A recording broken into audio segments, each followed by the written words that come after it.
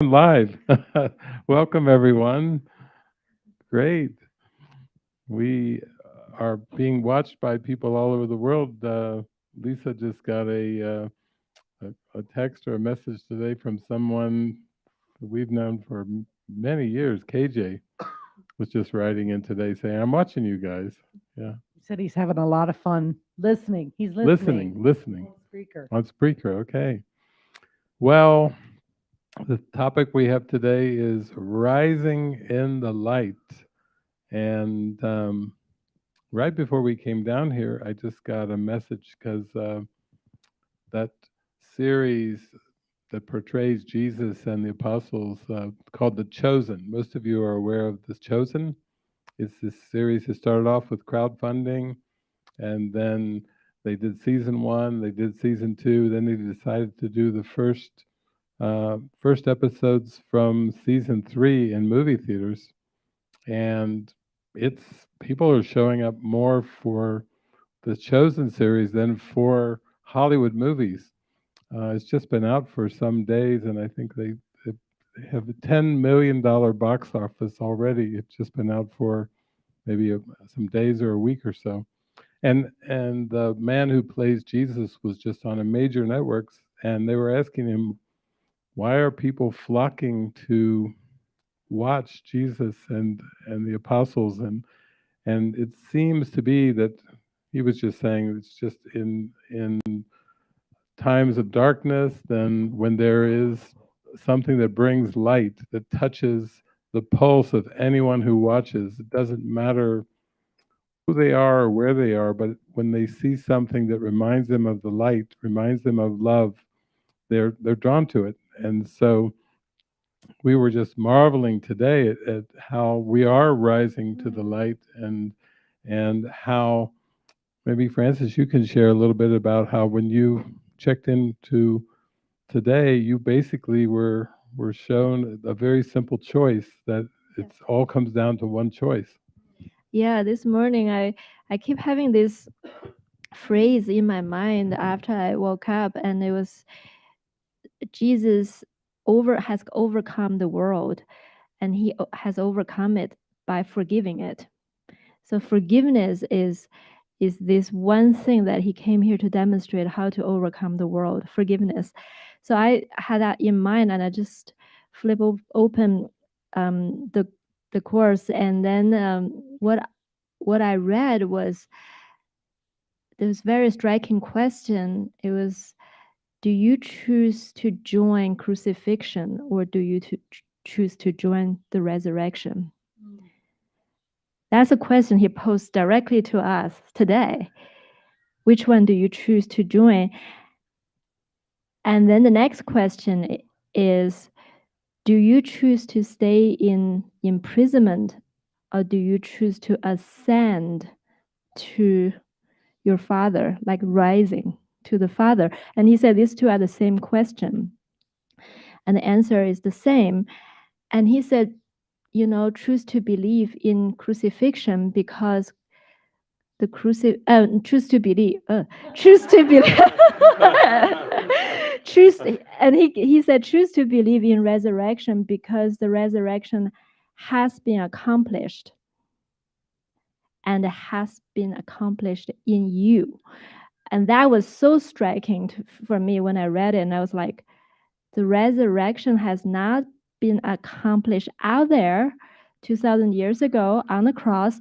It has been accomplished in me, which means I am carrying every day with this choice. The resurrection lives in me. Do I choose to live out of the resurrection, or consistently choose to live out of this crucifixion mentality, as if I'm crucified all day long, everybody else is crucified? This is the choice. And I feel just when I read that the resurrection has been accomplished in you, it was such a feeling rising up in me to know that yes, the resurrection is right here, right now, if I choose to access it and choose to live it. There's no excuse. What excuse do I have anymore to say I have to wait? I have to wait to forgive it. I have to wait. I have to exercise my willpower, or what excuse do I have if it is already living in me? This resurrection choice, this perspective, the forgiven perspective is already here. And that's the only thing that's really have power. That's what I was thinking. This is the only thing that has power. That is the power that overcomes the world. The forgiveness. So meek and so still. That's what Jesus came to demonstrate in every single thing, including in the cross, to demonstrate this is how I overcome.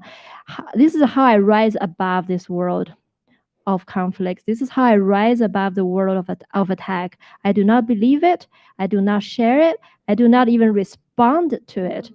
I rise directly above to the Father by forgiving it. So, Yeah, that's it, rising to the light. Because it's like when we think of, okay, resurrection and ascending are the same.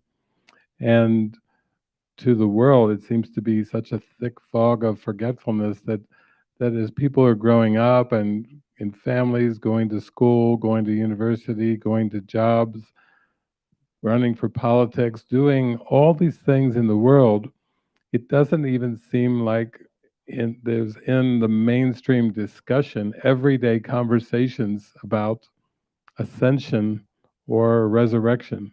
It's like, oh, resurrection, wasn't that something that Jesus did 2,000 years ago? It's like it's not in the dialogue. It's not in the mindset.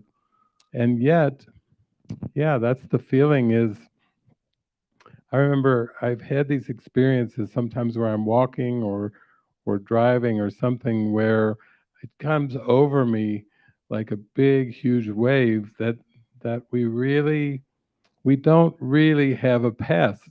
We have operated as if our past memories, our past experiences are valid.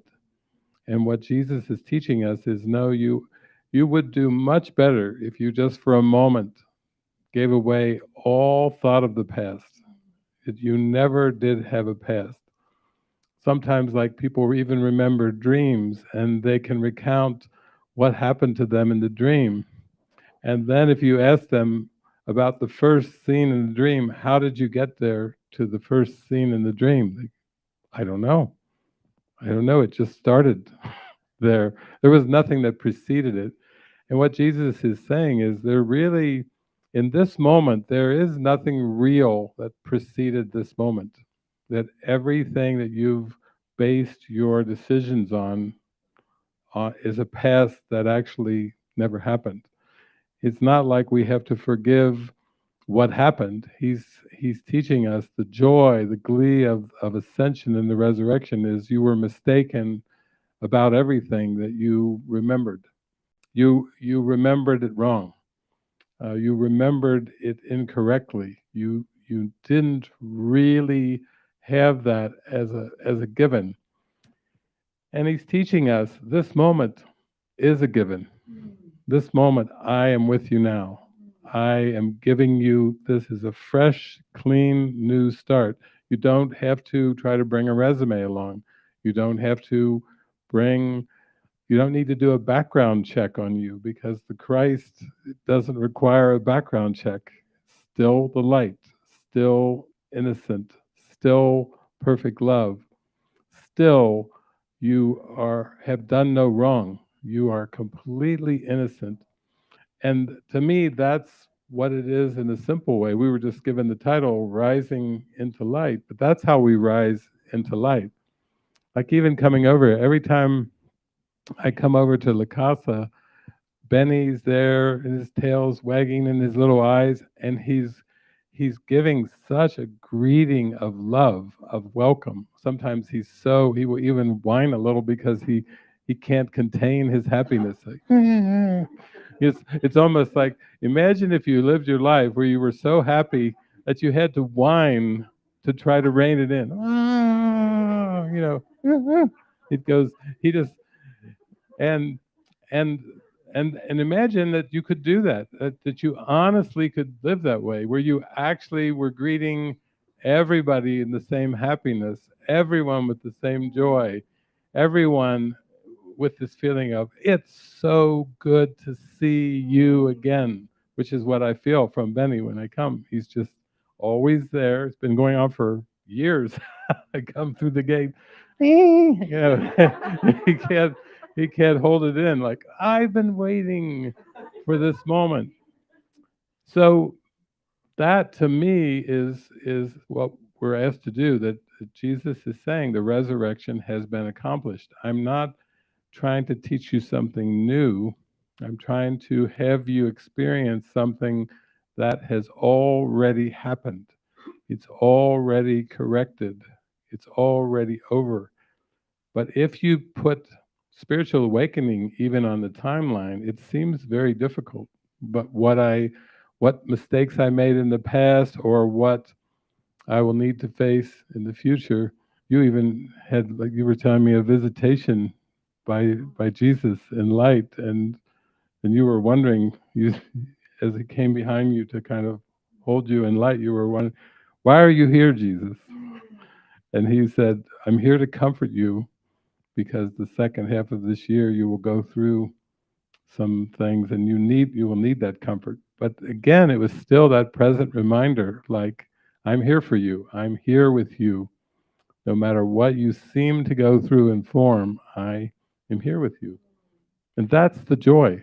To me, that's the great joy. That's why we do this. And I can see why people are tuning in now for season 3 of The Chosen, because yes, we get to see Jesus, but more than just seeing Jesus, we get to see Jesus's interactions with the people when he's doing his public teachings. We get to see his interactions with those who don't like him. Uh, Pretty much most every episode, we do see there's people, the scribes, the Pharisees, what's he doing? They're just suspicious. And so we get to see how he handles that. Even the apostles will say, we have to go avoid this town now, because, it feels like there's trouble brewing. And he just smiles and laughs with them and talks with them, and he says, we're going to that town. He's like going right against the advice of fear, because he is shining and living as if there's nothing to be afraid of. Like Workbook lesson number 48, there is nothing to fear. That's the whole lesson. There is nothing to fear.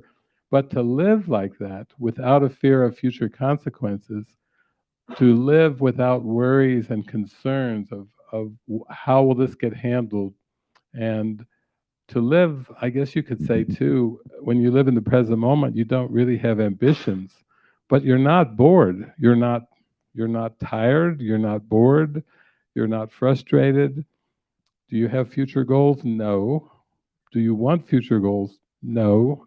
It's like a contentment of being in the present moment, like, fully use me. Let me fully be lifted up. Let me be ascending, resurrecting. Isn't that in Romans? By the constant renewing of your mind. So the Bible is pointing us to, that's where the resurrection is. That's where the joy, the light is. It's in the mind. It's not in the body. So the constant renewing of the mind is this present moment, renewing itself continually, like a fountain that's just bubbling up, not just water, but light. It's a fountain of light that is constantly ever renewing.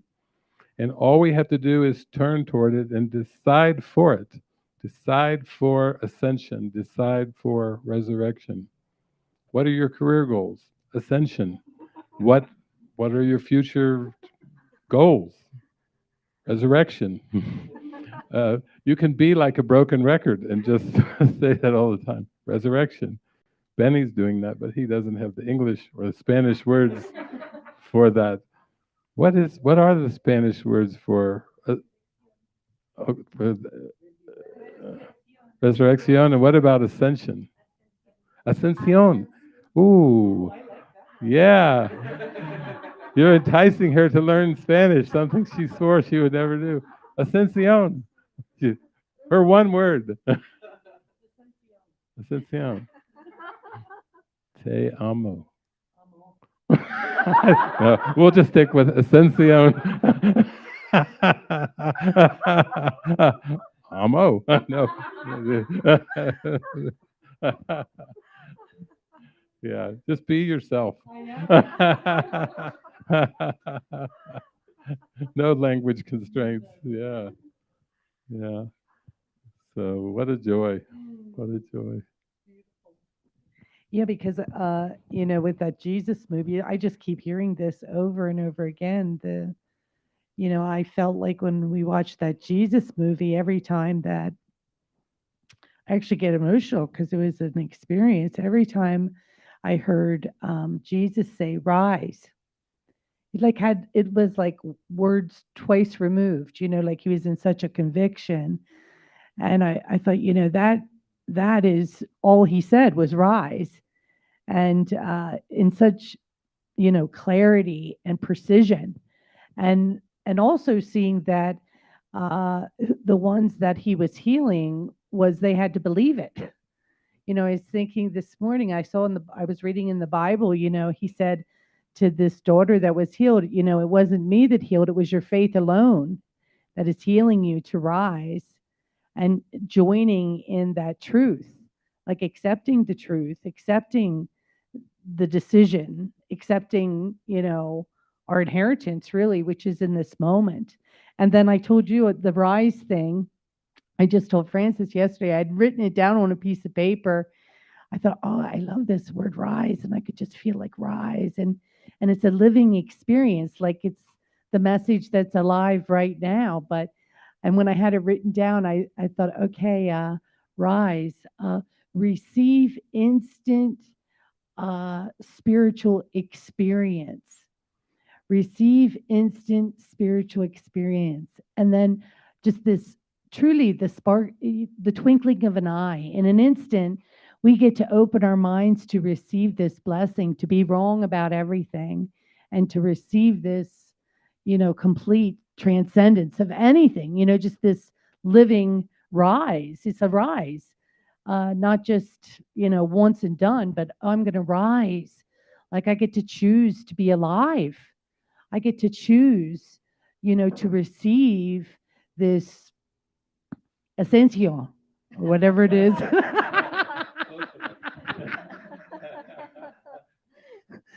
Like the resurrection is for all of us. I like the word receive so much. Even Jesus says, like, ego analyzes, the spirit receives.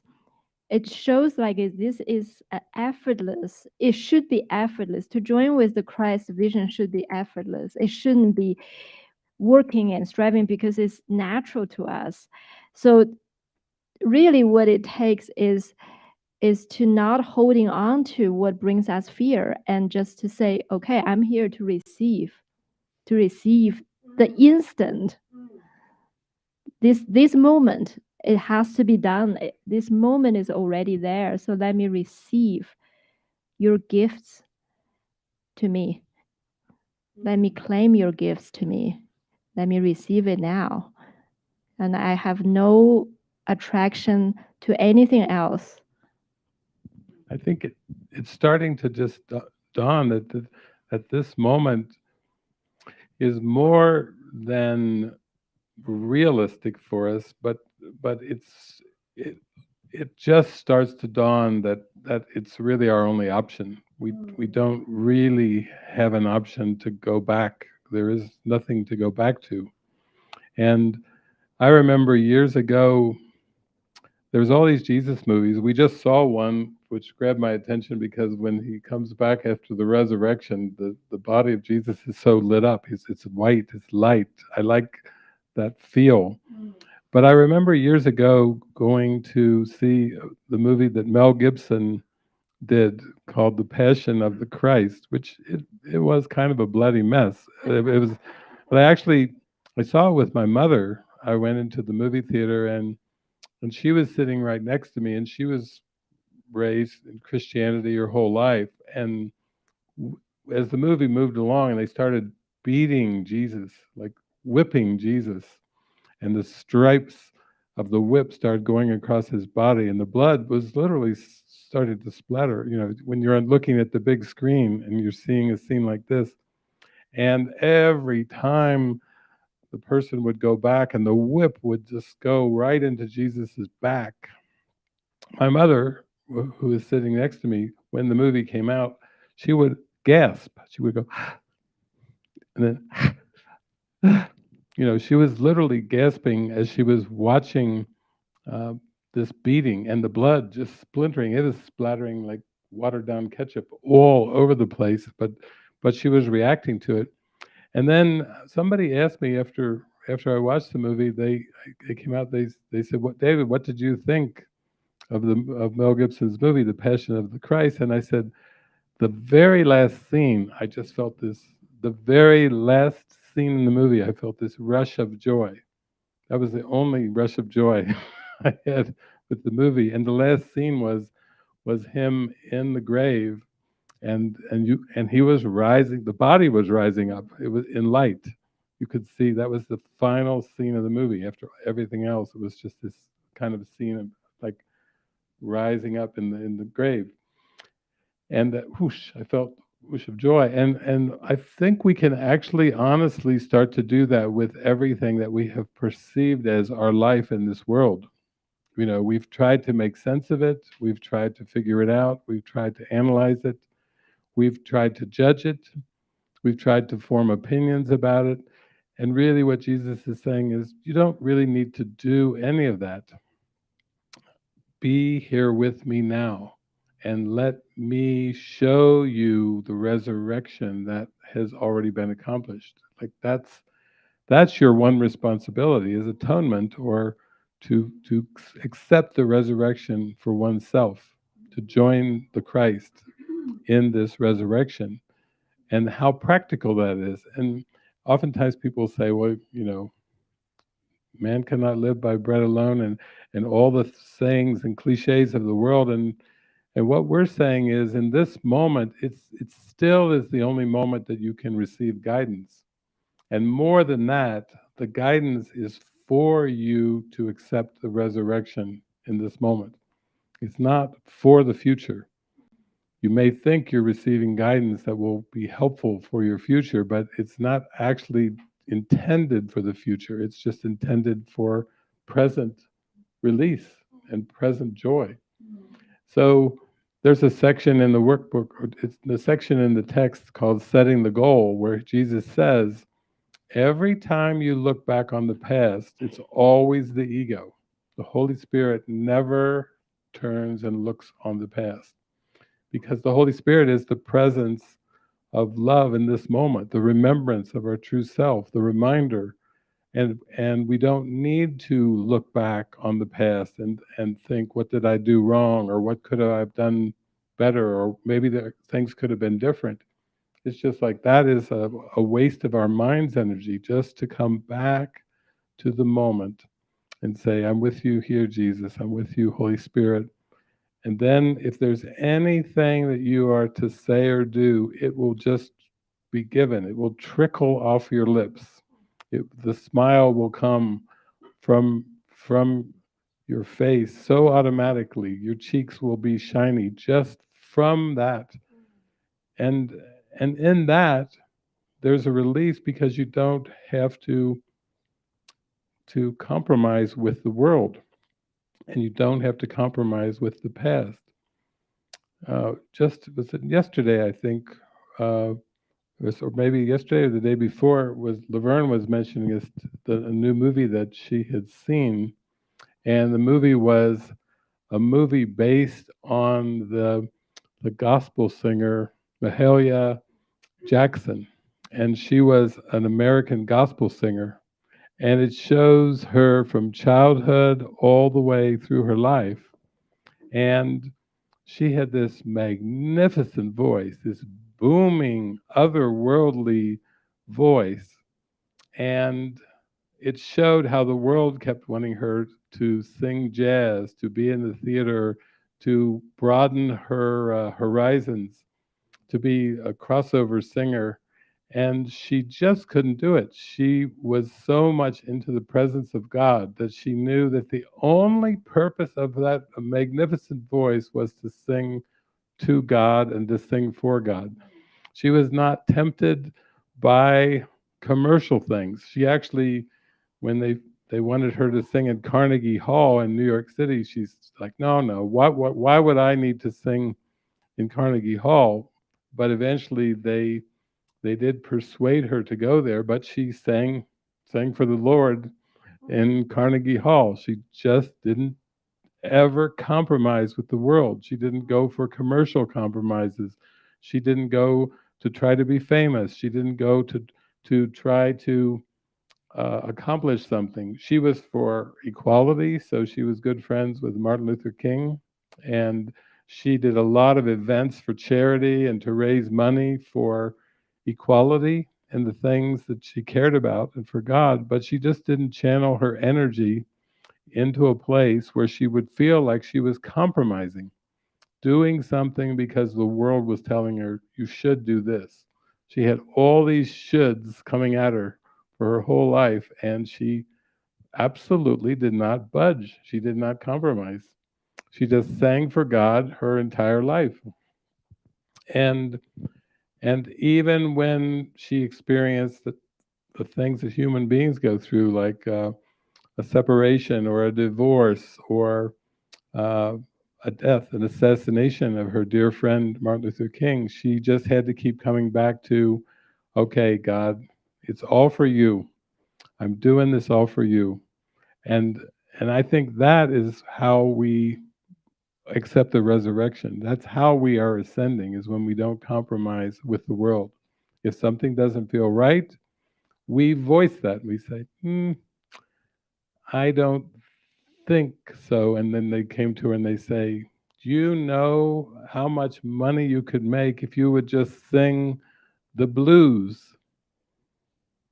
There's a lot of blues singers and there's a lot of money in it. And she said, anyone can sing the blues, but I don't want to sing the blues because there's something that I'm here for, and I'm here for the Lord. She even quoted that Psalm 100. I'm here to make a joyful noise for the Lord. She says this woman just, and that was her stance.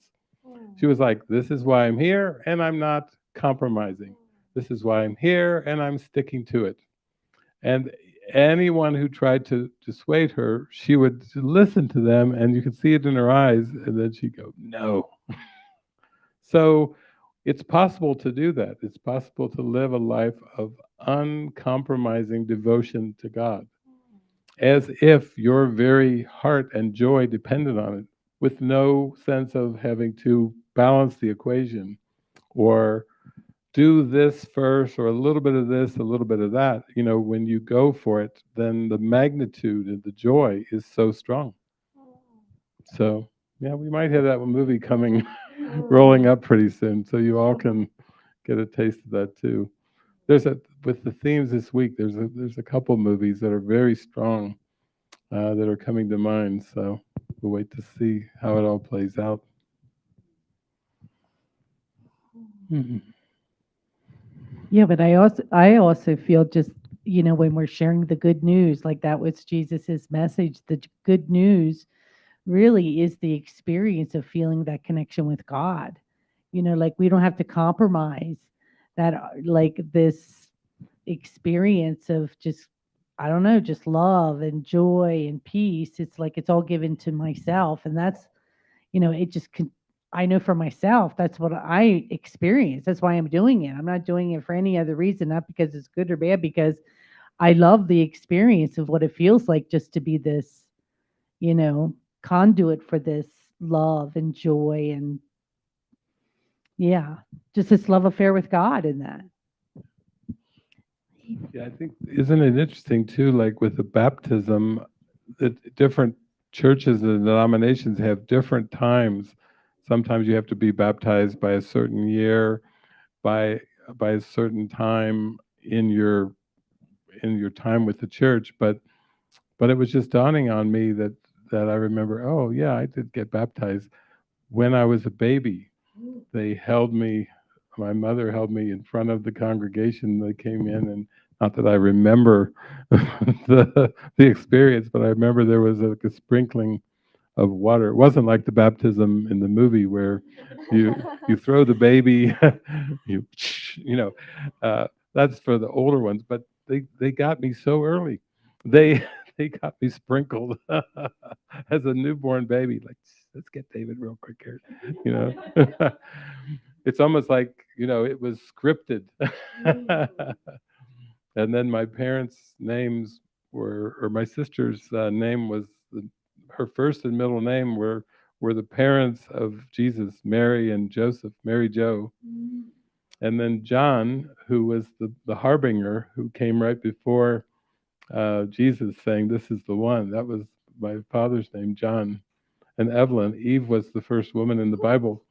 And it's like, it's all scripted. Like, wow, how did that all happen? And then they're throwing water on my head before I have a chance to say, "You are baptized in the name of the Father, the Son, the Holy Ghost." Ah, it's like good. Yes, we know there will be resistance to this, but this is destined. Your life is destined. Just get a towel, okay? You know. So that's it. That's what we're doing. I feel like I've had no choice. Like it's all scripted.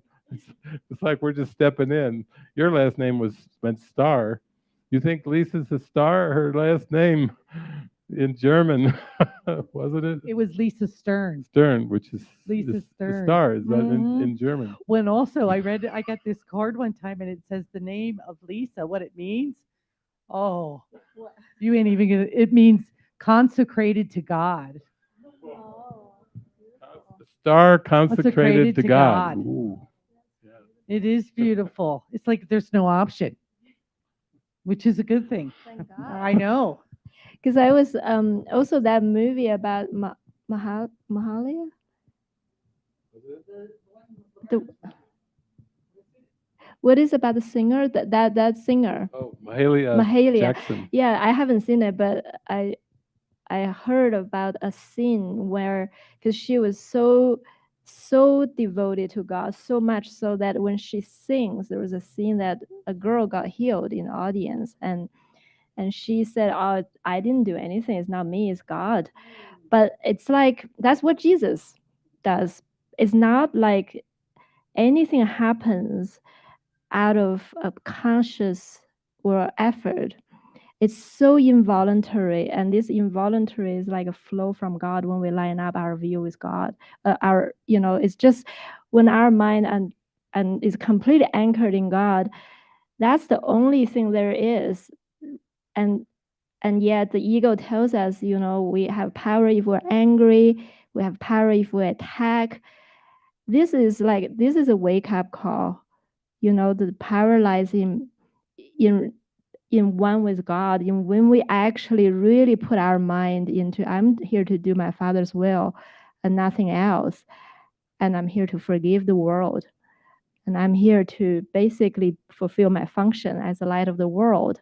That's really become the only choice there is. There's no other power. There is no other function. There's no other thing going on for our life and this world.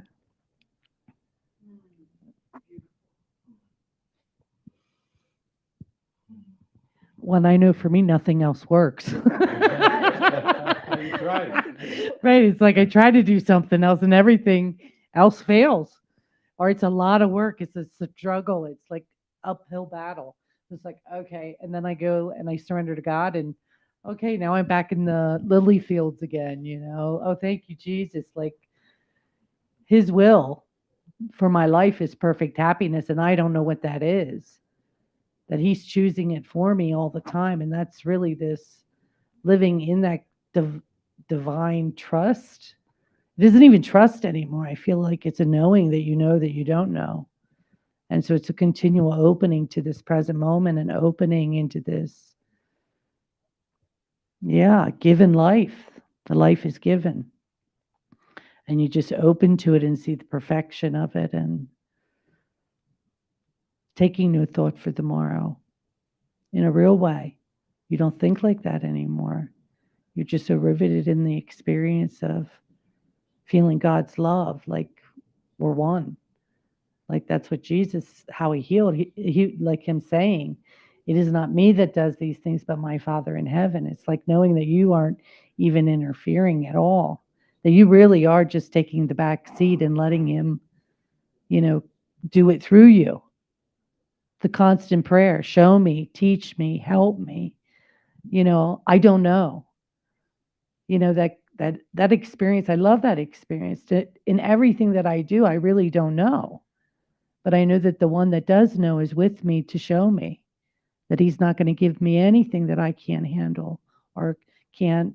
And like even like opening up, even what we're doing with our online programs, it's so exciting because it's like we're entering all new paradigms, places where I've never gone before. And for me, that is beautiful because it's like I have to pray.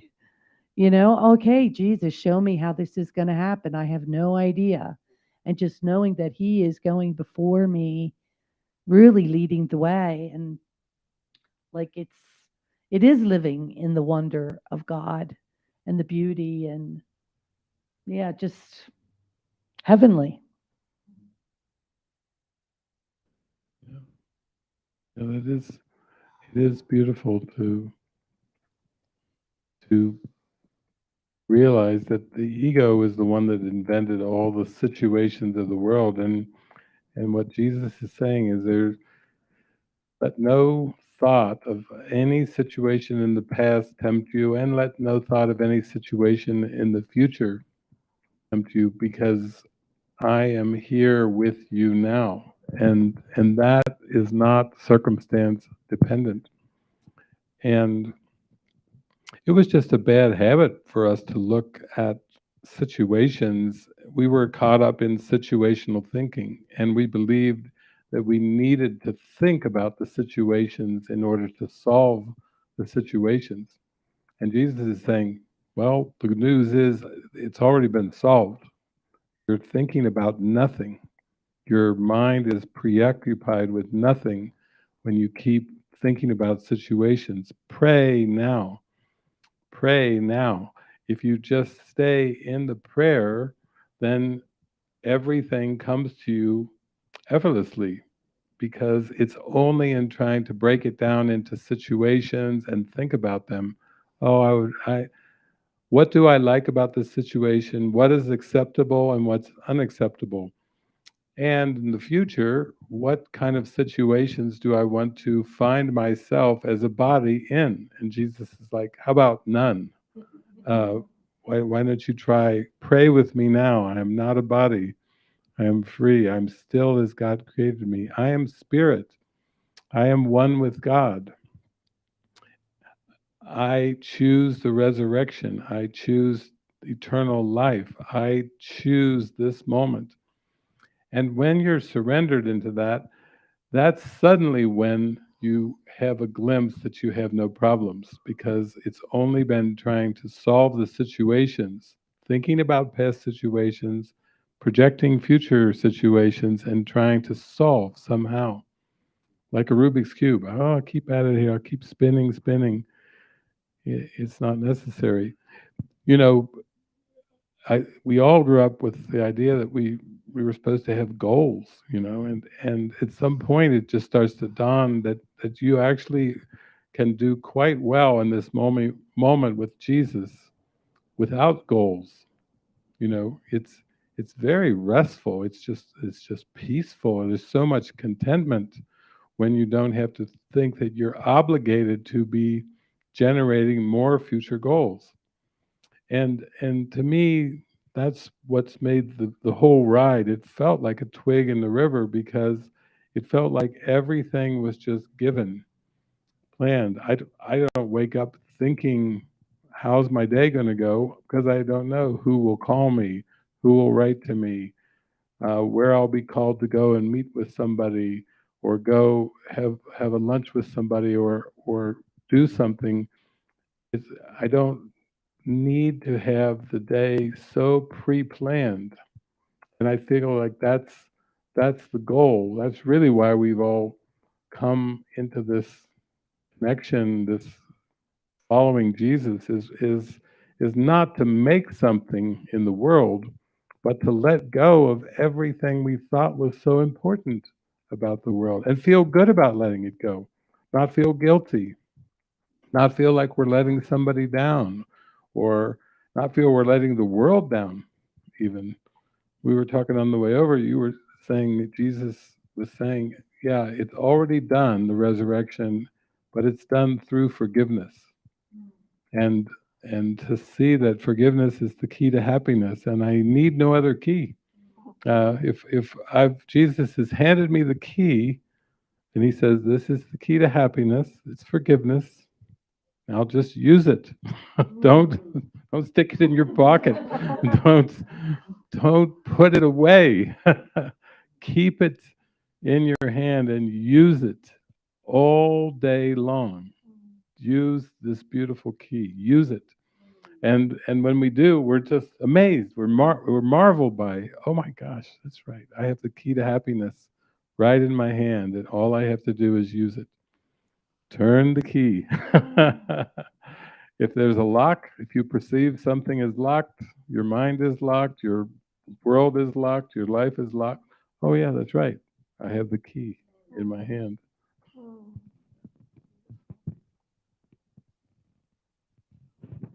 Well, that was our presentation of rising into the light, and we're down here at La Casa de Milagros. We're just getting warmed up, but we have some more things to talk about. But it's here with the community. Right, but it's nice to even let people know because, like, we're doing your Francis is going to do a show tonight. Worship service. A worship service. 7 p.m. Central Is Time. it here? It's right here. Right here. Yeah.